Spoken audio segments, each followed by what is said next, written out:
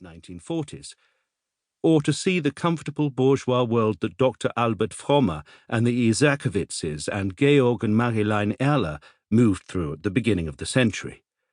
The smart restaurants, the opera house, the exquisite galleries. It should not be possible to see any of these things, because in just one night, on the 13th of February 1945, just weeks before that war ended, 796 bomber planes flew over that square and that city, and, in the words of one young witness, opened the gates of hell.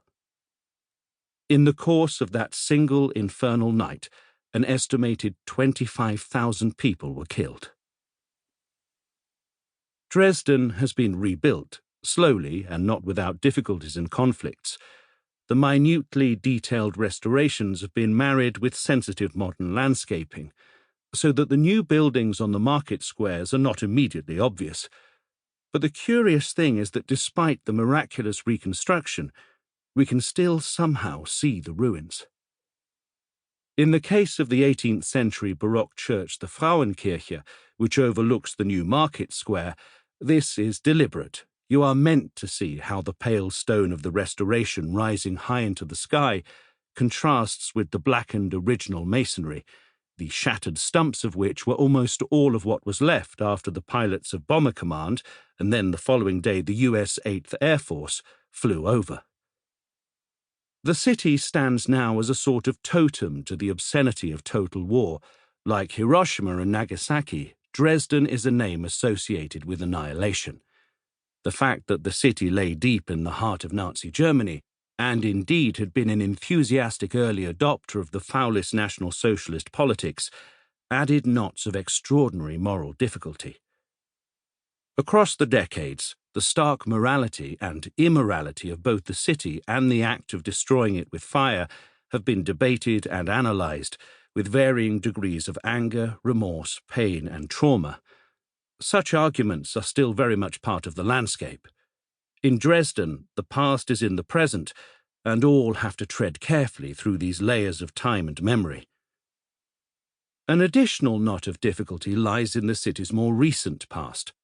After the war, Dresden was subsumed into the German Democratic Republic, under the control of the Soviet Union. The Soviets took command of history in the most literal sense, and the Soviets built new structures in the center of the city that were supposed to reach out to the future. In the wave of continent-wide celebration that greeted German reunification in 1990, there were, and still are, a few who very sincerely regretted the collapse of the East German government. One of Dresden's more celebrated citizens, Viktor Klemperer, an academic who was one of the very few Jewish inhabitants left, after most others had been deported to death camps, remarked after the war that the city was a jewel box, and that was one of the chief reasons the firestorm commanded so much attention.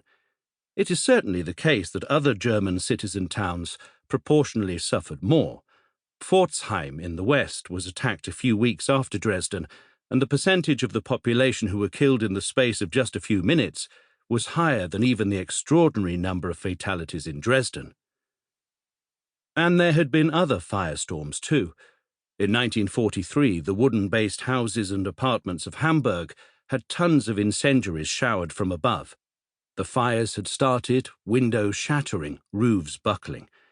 And pilots above in the orange skies had watched with wonder as flames joined with flames across narrow streets and joined into an ever larger cauldron of fire that began to bend the elements.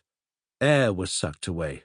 Hurricane-force winds of searing heat blew upwards to the sky, and those people who had not simply been burned or baked to death found themselves instead suffocated, their lungs sharp with fire with every increasingly futile breath.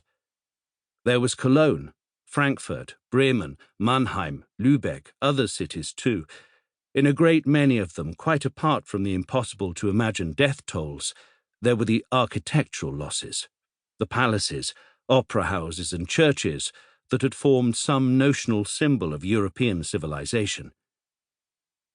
Unlike many other cities in the west of the country, though, Dresden, close to the Polish and Czech borders and about 100 miles from Prague, already had a strong place in the international